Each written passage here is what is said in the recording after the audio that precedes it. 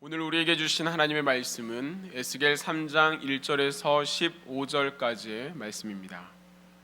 축복합니다. 오늘 설교의 본문이 에스겔서의 말씀입니다. 이 에스겔서의 말씀을 같이 나누려고 하면 이스라엘의 역사를 간단하게 이해를 할 필요가 있습니다. 이스라엘 역사를 이 시간 길게 얘기할 수 있겠어요? 그냥 간단히 얘기하면 이스라엘 역사를 우리가 몇 가지 시기로 구분할 수 있어요. 족장 시대를 거쳐서 이스라엘 사람들이 애굽의 노예가 되는 삶을 합니다. 애굽 시대입니다. 족장 시대, 애굽 시대. 그리고 광야 40년 생활을 거쳐서 가나안 땅을 정착합니다. 가나안 땅에 정착해서 그들은 처음에는 왕이 없었습니다. 그때를 우리는 사사시대라고 얘기합니다. 이 사사시대를 거쳐 이제 왕정시대가 됩니다. 이스라엘 땅에 왕이 생긴 거예요. 여러분들이 잘 아는 사울, 다윗, 솔로몬 왕정시대입니다.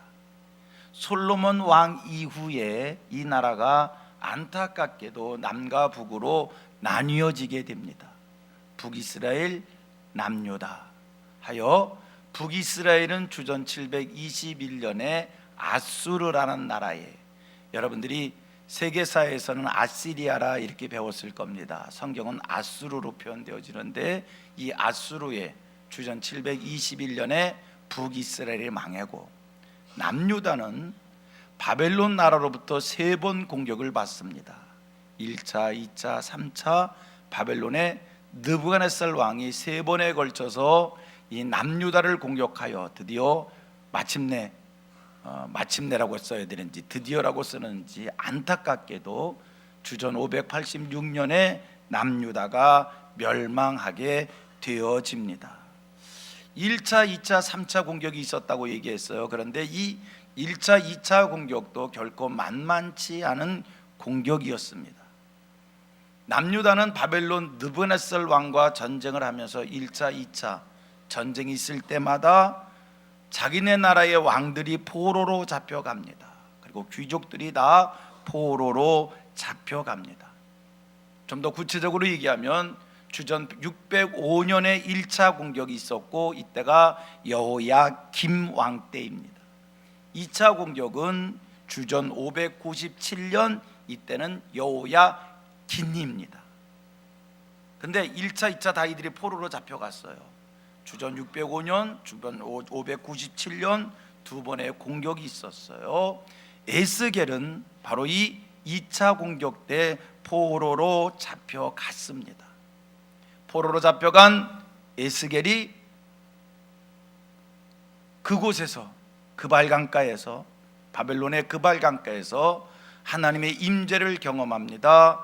하나님의 음성을 듣습니다. 그 내용이 1장과 2장과 3장의 말씀이고요, 에스겔서의 말씀입니다.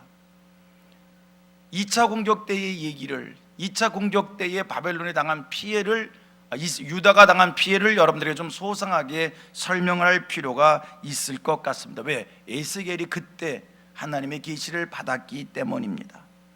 성경은 2차 공격 때에 유다가 받은 피해에 대해서 말씀하기를 여호와의 전의 모든 보물과 왕궁의 보물이, 그리고 솔로몬이 만든 여호와의 전의 금기명들이 다 회파되어졌다.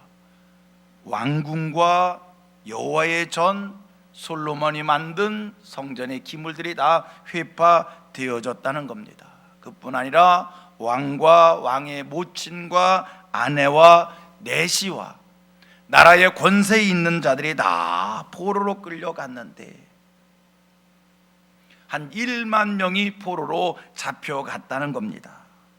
그리고 유다 땅에는 약한 자들만 남아 있었다. 여러분, 지금 유다가 2차 공격을 통해서 피해를 받은 것에 대해서 여러분들이 느꼈으면 좋겠습니다. 이때의 유다의 상황이라고 하는 것이, 유다의 모습이라는 것이 어떠했을까? 오늘 본문의 말씀, 남유다가 바벨론에게 2번 공격을 받고 참 어려움 속에 있을 때 그리고 세 번째 공격을 앞뒀을 때에 주신 말씀입니다. 두 번의 공격을 통해서 유다는 완전히 풍전등화와 같은 나라가 되었습니다. 훅 불면 꺼져버릴 것과 같은 껍데기의 나라가 되었습니다. 생각해 봅니다. 주전 605년에 전쟁을 한번 치루었습니다. 왕이 붙잡혀가는 전쟁입니다. 그리고 불과 7년 8년 어간에 2차 공격을 당합니다. 2차 전쟁을 치릅니다. 왕도 붙잡혀가고 유다에 있는 모든 것들이 불태워지고 없어지는 이러한 극심한 피해를 입은 전쟁입니다. 이때 유다의 마음들이, 유다 백성들의 마음이 어떠했을까? 나라의 형편, 나라의 꼴이 어떠했을까? 큰 전쟁을 두 번 치렀습니다. 어땠을 것 같습니까? 여러분, 우리나라도 전쟁을 경험해 본 나라입니다.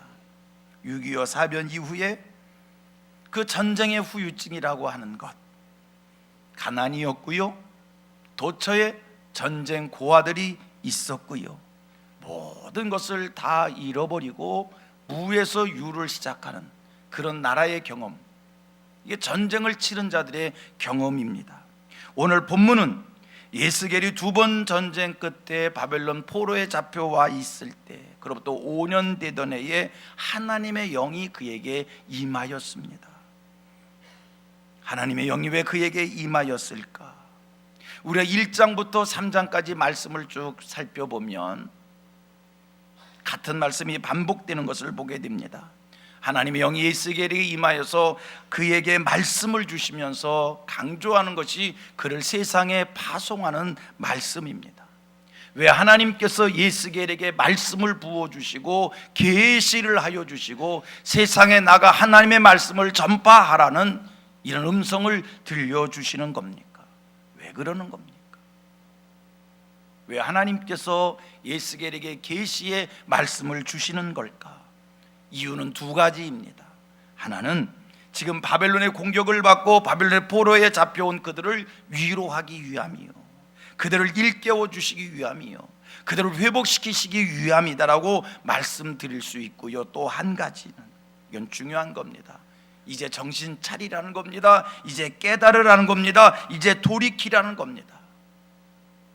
정신 차리고 깨어 돌이키지 않으면 여호와의 무서운 심판이 임할 테이니, 이제 정신 차리고 여호와께 돌아오라는 하나님이 그들을 향한 간절한 사랑입니다.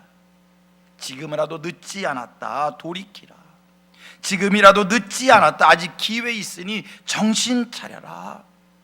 지금이라도 늦지 않았으니 회복의 자리로 돌아오라.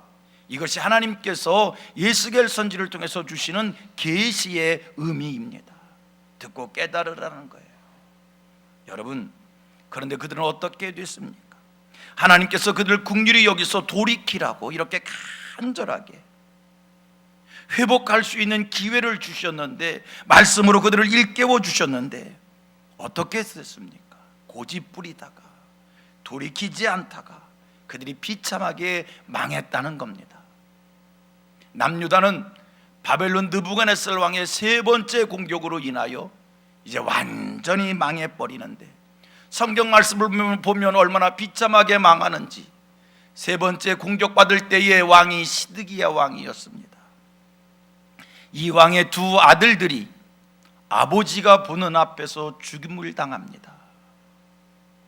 왕이, 시드기야 왕이 두 눈이 뽑힌 채 노사슬에 묶여 바벨론에 끌려갑니다.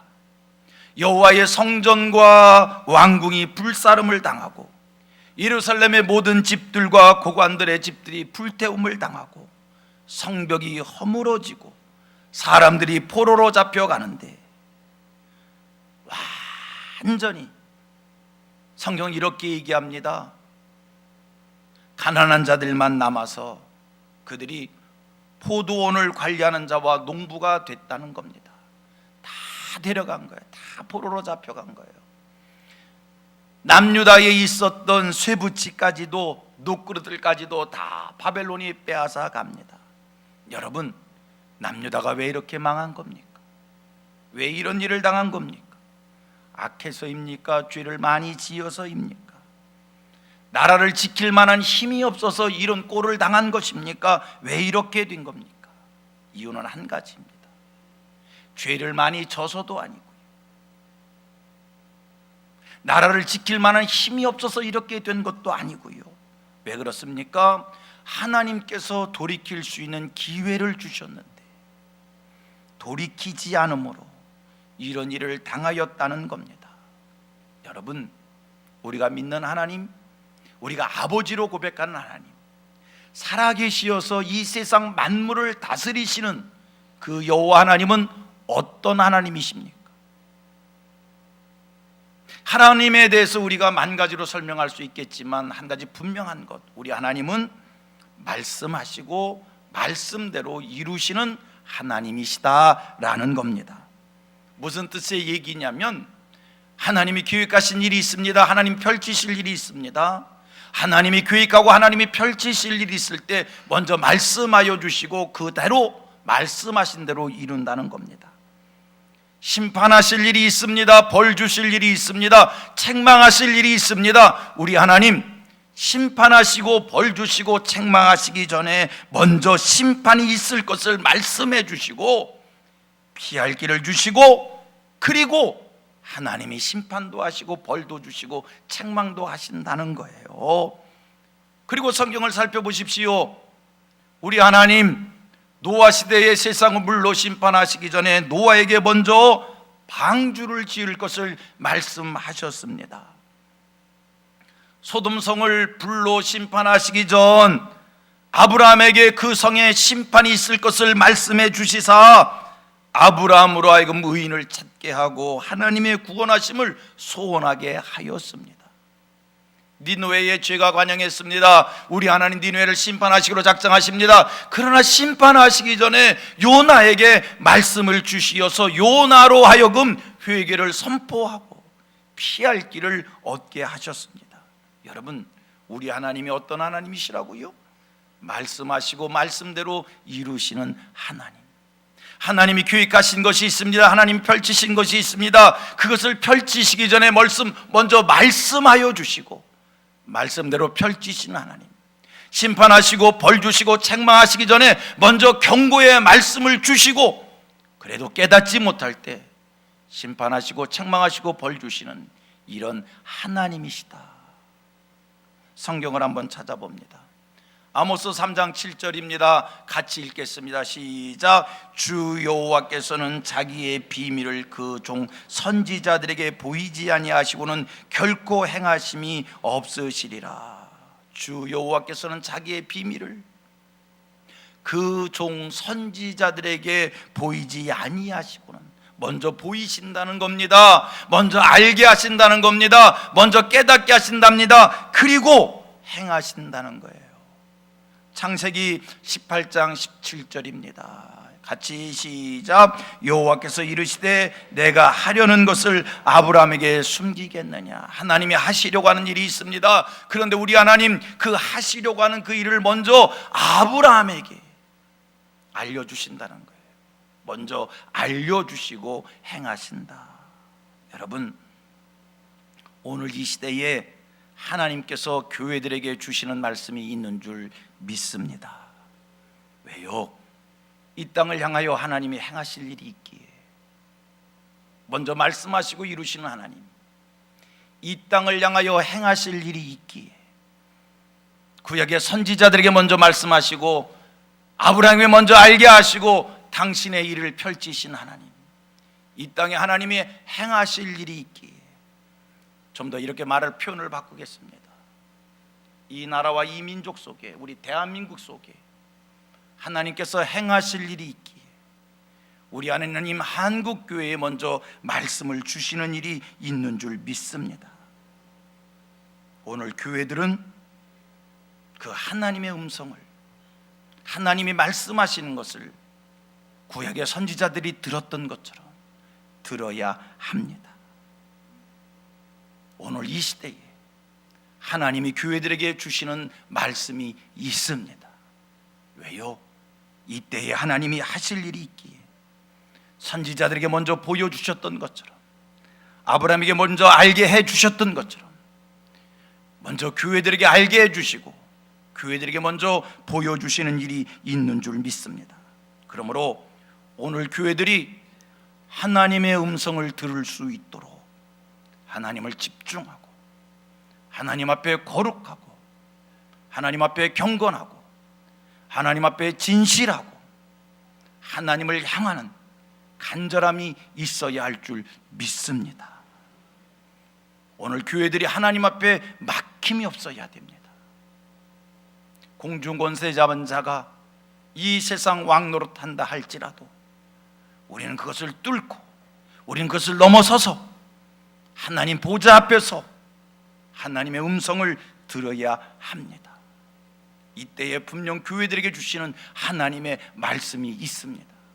주전 6세기경 이스라엘이 깨어 정신 차리지 못할 때, 돌이키지 못하고 여호와께 돌아와 회복하지 못할 때, 헤매는 모습을 보일 때 하나님께서 에스겔에게 임하여서 하나님의 음성을 듣게 하며 하나님의 말씀을 채워주며 민족을 향하여 외치라 하시었습니다. 오늘 한국교회를 향해서도 동일하게 역사하시는 줄 믿습니다. 하나님께서 에스겔이 찾아오시어서 말씀하십니다. 너는 두루마리를 먹고 그 두루마리를 내 배에 넣어 내 창자에 채워 이스라엘 족속에게 말하라. 너는 하나님을 떠나 있는 패역한 이들에게, 배반한 자들에게 그들이 듣든지 아니 듣든지 두루마리를 갖다 먹어 내 배에 넣어 내 창자에 채워 말씀을 전하라. 성경은 말씀합니다. 네가 그들에게 말씀을 전할 때 그들은 이마가 굳고 마음이 굳어 네 말을 듣지 아니할 것이다. 그래도 그들을 두려워하지 말고 그들의 얼굴을 무서워하지 말고 여호와의 말씀은 이러하다라고 외치라는 겁니다. 그들이 패역한 짓거리를 한다 할지라도 그들 앞에 서서 두려워 말고 그들의 얼굴을 두려워 말고 그들에게 하나님의 말씀을 전하라. 이것이 에스겔에게 주시는 말씀이요, 명심하십시다, 명심하십시다, 기억하십시다. 이것이 오늘 한국교회에 주시는 말씀인 줄로 믿습니다. 저는 오늘 설교를 준비하면서 오늘 말씀을 묵상하면서 한편으로 마음이 무겁고 이런 설교를 해야 되는가 그런 생각을 했습니다. 여러분, 우리 민족이 이와 같이 되지 않기를 소원합니다. 여러분, 오늘 우리의 상황이라는 것이 어떻습니까? 혹이나 바벨론에 2번 공격을 당하고 3번째 공격을 눈앞에 둔 유다와 같지 않은지요? 아무리 말씀 앞에서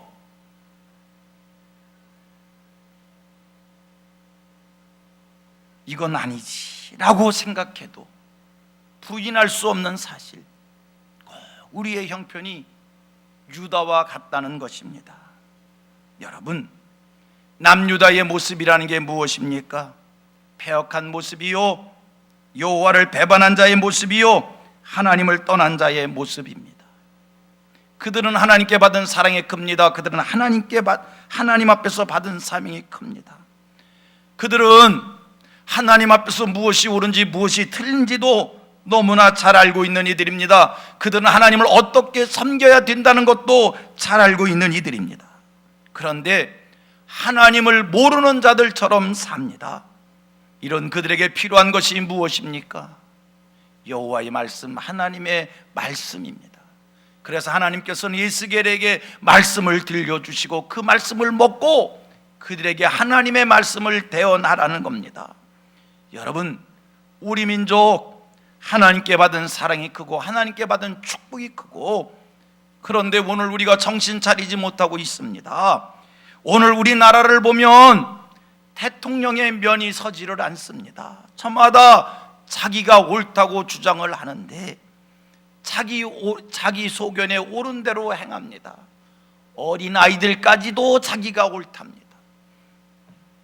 젊은이들은 자기가 옳다고 주장합니다. 모두가 자기가 맞다고 주장만 하고 있습니다. 이 민족을 바라다 볼 때 불의함이 있고 냄새남이 있고 사람들의 쾌락과 방종에 익숙하고 경건하지를 않고 마치 노아 시대를 보는 것 같고 소돔성을 보는 것 같습니다. 하나님의 심판을 선포받았던 니느웨를 보는 것 같습니다. 여러분, 어쩌려고요?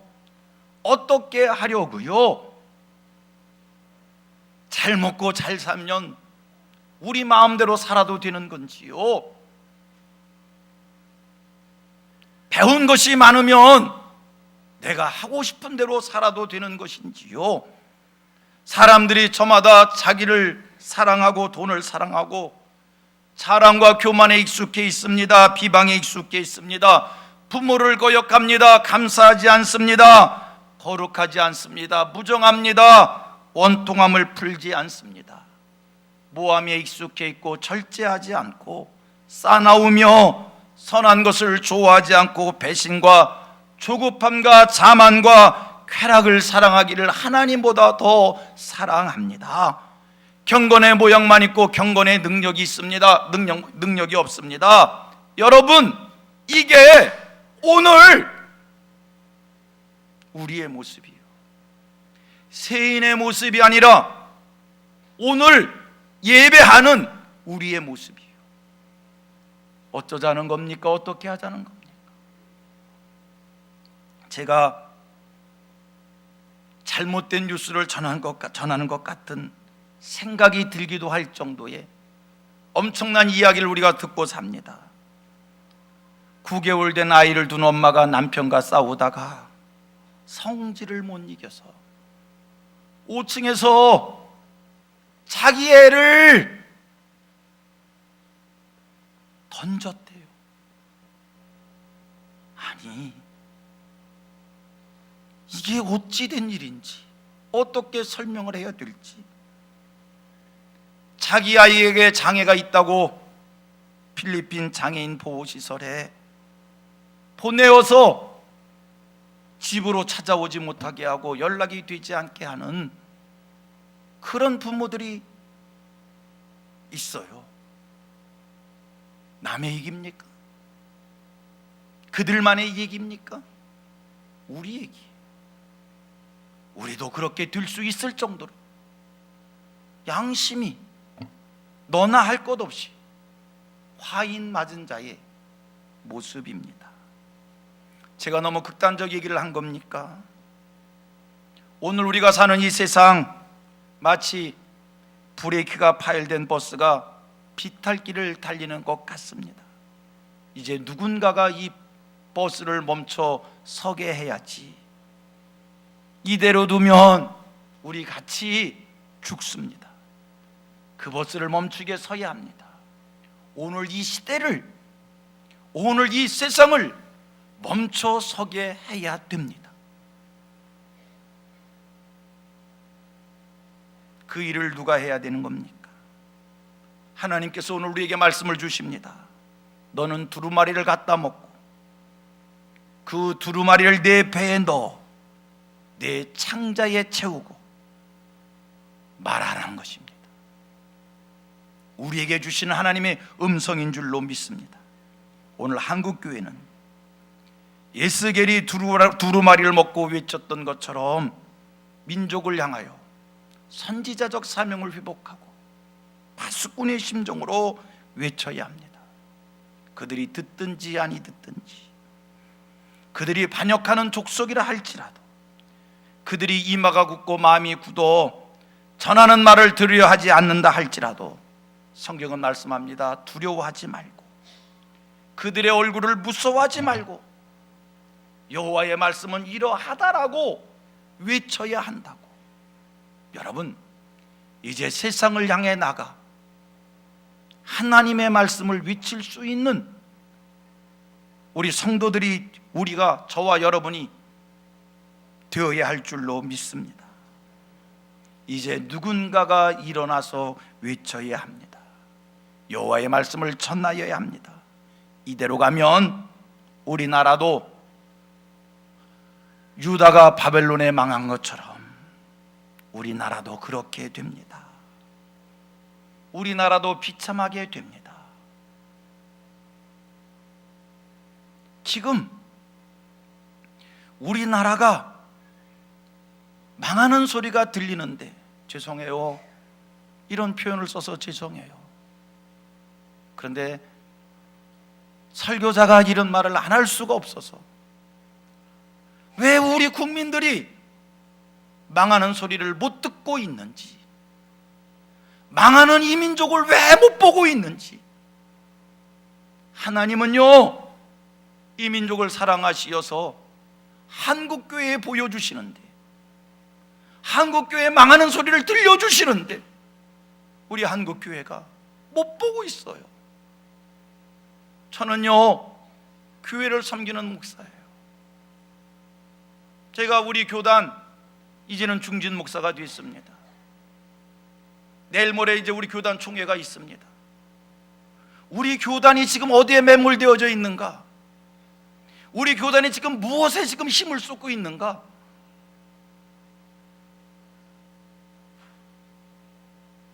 세상은 보지 못하고 엉뚱한 것에 세습이 오르니 틀리니 거기에 매여서 아무것도 못하고,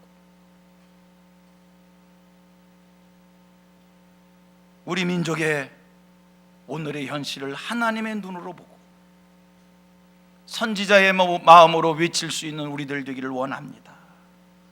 하나님의 말씀을 갖다 먹고 하나님의 말씀을 배에 넣어 창자에 채우고, 우리나라 이러면 소망이 없습니다. 이러면 우리나라도 비참하게 망할 수 있습니다.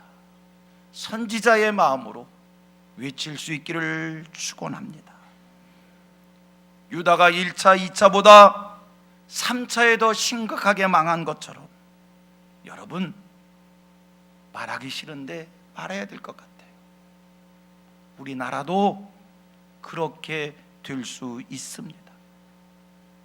우리나라 하나님의 축복으로 세워진 나라입니다. 우리나라 선조들의 기도가 있는 나라입니다. 우리나라 순교의 피가 있는 나라입니다. 어떻게 일군 나라인데, 어떻게 세운 나라인데, 이대로 가면 소망 없습니다. 이 땅의 젊은이들을 비롯해서 남녀노소 불문하고 정신 차려야 합니다. 정치인 비정치인 할 것 없이 여러분 깨어 정신 차려야 합니다. 남유다의 멸망을 보십시오. 왕의 두 아들들이 왕이 보는 앞에서 죽임을 당합니다. 왕은 두 눈을 뽑혀서 놋사슬에 묶여 바벨론에 끌려갑니다. 여호와의 성전과 왕궁이 불태워집니다. 예루살렘의 모든 집과 고관들의 집이 불태움을 당합니다. 성벽이 허물어집니다. 사람들은 포로로 잡혀갑니다. 가난한 자들만 남아서 포도원을 관리하고 농부가 됩니다. 그 땅의 쇠붙이, 그 땅의 녹그릇 다 빼앗깁니다. 성경의 말씀은 성경의 말씀으로 끝나는 것이 아니라 오늘 우리에게도 주시는 말씀입니다. 우리나라가 이렇게 되지 않도록 우리 한국교회, 우리 성민교회 교우들 두리마리 책을 갖다 먹어 배에 넣고 창자에 채우기를 축복합니다. 성경은 말씀합니다. 우리 민족과 우리나라를 위하여 하나님의 말씀을 갖다 먹어, 그리고 그 말씀을 외치라는 겁니다. 여러분, 말씀을 먹는다는 것이 무엇입니까? 말씀을 배에 넣어 창자에 채운다는 것이 무엇입니까? 오늘 우리 안에 하나님의 말씀이 이루어지는 것, 그것이 말씀을 먹는 겁니다. 내 삶이 하나님 말씀 그 자체, 이게 말씀을 먹는 겁니다. 하나님의 말씀을 눈으로 보고 귀로 듣는 것에 멈추는 것이 아니라 내가 눈으로 본 말씀, 귀로 들은 말씀이 내 삶 속에 이루어지는 것, 이것이 말씀을 먹음인 줄로 믿습니다. 우리가 하나님의 말씀대로의 삶을 살기에 나를 통해서 성경이 보이는 것이고, 나를 통해서 예수 그리스도가 보이는 것이고, 말씀을 이루는 겁니다. 이것이 우리 배에 말씀을 넣는 것이고, 이것이 우리 창자에 말씀을 채우는 것입니다. 우리가 이렇게 말씀을 채워서 말씀을 이루는 자가 돼서 세상에 나가서 하나님 말씀을 선포할 때, 우리 유일의 소망은 하나님이십니다. 우리의 살 길은 하나님이십니다. 하나님이 도와주셔야 하고, 하나님이 은혜를 베풀어 주셔야 되고, 우리는 하나님의 축복으로 살아야 됩니다. 이렇게 외칠 때 지금이라도 늦지 않았습니다. 하나님께로 돌아오면 살 수 있습니다. 이렇게 외칠 때 우리나라에 다시 소망이 있는 줄 믿습니다. 여러분, 아직 늦지 않았습니다. 아직 기회 있습니다. 이제라도 세인들이 듣든지 듣지 아니하든지, 그들이 배척한다 할지라도, 그들이 이마가 굳고 마음이 굳어서 하나님의 말씀을 받지 않는다 할지라도, 성경은 이렇게 말씀합니다. 얼마나 감사한지 몰라요. 그들의 언어가 다른 이들이 아니고 말이 어려운 자들이 아니기에 할렐루야입니다. 그들이 듣든지 아니 듣든지 우리가 외치면, 여러분, 그들 심령 속에 하나님의 말씀이 새겨질 것이고 소망 있게 될 줄로 믿습니다. 저는 오늘 설교를 준비하면서 마음으로 또 이런 기도의 마음이 생겼어요. 우리가 이대로 가면 안 된다, 이대로 가면 망한다는 소리를 우리 대통령 귀에 들렸으면 좋겠다. 우리 대통령 귀에도 우리나라 이렇게 가면 망한다는 소리가 좀 들렸으면 좋겠어요. 이런 정치하고 이런 통치하면 나라가 망한다는 소리를 우리 정치인들이 좀 들었으면 좋겠다. 그들 귀에 좀 들렸으면 좋겠다. 이런 생각을 했어요. 이렇게 살면 우리나라 소망 없고 우리나라 망한다라는 이야기를 우리 온 국민들이 좀 들었으면 좋겠다. 그런 마음이 들었어요. 너나 할 것 없이 우리 대통령으로부터 저 아래 국민까지 우리나라가 어렵고 우리나라가 힘들고 우리나라가 위기이고 이대로 가면 망한다는 것을 다 함께 깨달아 알았으면 좋겠습니다. 정신 차리지 못하고 살면, 여호와께 돌아오지 않고 살면, 여러분, 탄탄대로 영원한 것 없습니다. 지금이라도 늦지 않았습니다. 여호와께 돌아오면 말씀하시고 말씀대로 이루시는 여호와의 말씀을 대언합니다. 이대로 안 됩니다. 우리가 파수꾼이 되어서 하나님의 말씀을 이룬 자 되어 세상을 향해 외치면 소망이 있는 줄 믿습니다. 민족을 살리는 교회, 민족을 살리는 저와 여러분, 우리 성민교회 되어지기를 주님의 이름으로 축원합니다.